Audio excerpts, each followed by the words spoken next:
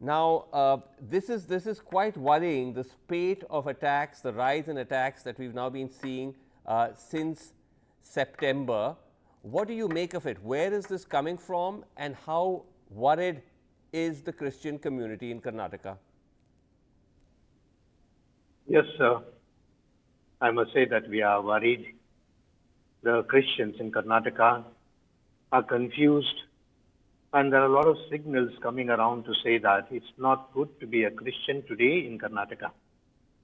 I must say that, sometime back, our Honorable Chief Minister, I have much regard for him, but then he made a statement regarding moral policing to say that action and reaction, perhaps that was taken quite strongly by these vigilante groups. And what started as moral policing, it has reached also the religious policing now. And as you have rightly said, there are so many attacks already in Karnataka, which is a very peace-loving state and very decent and cultured people here. But I can't understand this intolerance and almost to the extent of a hate campaign against the Christians that is continuing day after day. What do you, Today's paper, Right. yes. what do you make of those? Are very strong words you're saying, that it's almost become like difficult or dangerous or risky to be a Christian in Karnataka. Uh, you know, uh, very concerning. But what do you make of this allegation that is being used as a ruse to carry out these attacks, that there are forcible conversions taking place? Is there any proof of this? Sir, I would say that, this allegation it's a bogey that has been charged against us, that we are forcefully converting, that we are using fraudulent methods, and also that perhaps we are incentivizing certain sections of our people. But even if I give a credit to the government to say these things, there are laws and regulations in the country. The constitution itself is very much, I would say, so much secular to say that we have the freedom. Article 25 says we have the freedom to preach, to practice, and also to propagate our religion. Article number 14 also speaks of no discrimination, no partiality, etc. And there are almost, I think, 10 to 15 sections in the IPC Act that can be utilized in order to bring up any sort of, if there is a force to take action against us. Yes. But this does not warrant bringing in a new law that's called the anti-conversion law, Right. which I am sure will be anti-Christian law. And we are scared of that. When you see these visuals, I mean, of groups going into churches and prayer halls, conducting bhajans inside them, in some cases beating and roughing up the congregation, and at the same time, it's not very clear whether the police is taking action against those who are actually carrying out the violence. In some cases, they're actually trying to target or take action against the Christians there.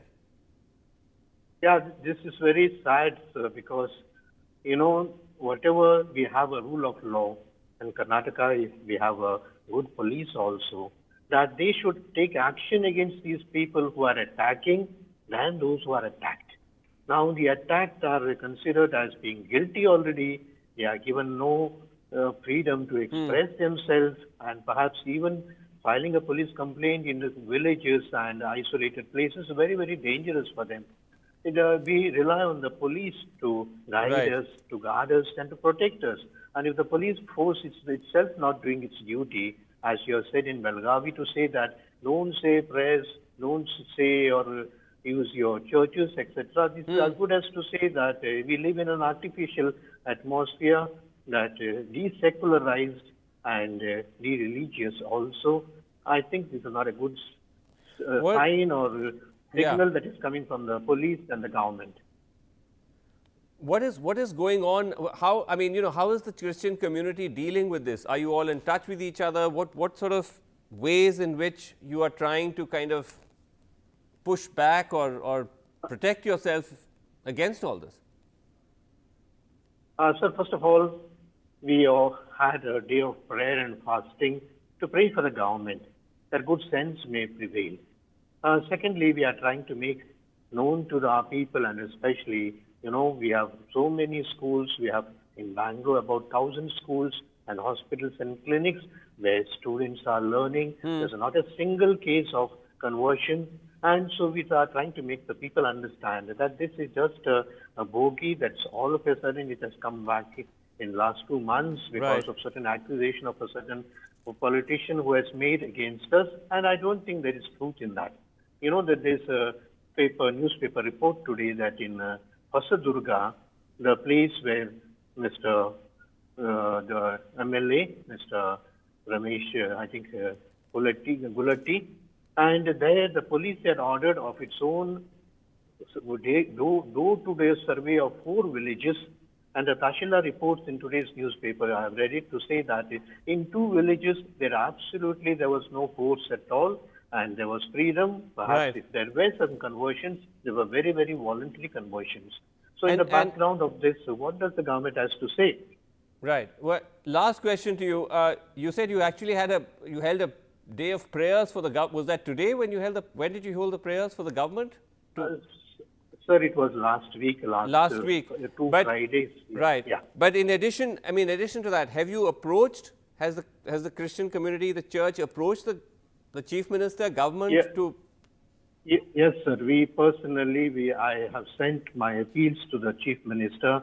We, the bishops, together, about 14 bishops of the whole of Karnataka, met the chief minister. Okay. And besides, we are also having a rally in which, or perhaps a peaceful assembly, by which once again we try to convince the Okay. government to say that we are surely not happy with this anti-conversion law, which is going to be surely anti-Christian law. Anti-Christian law.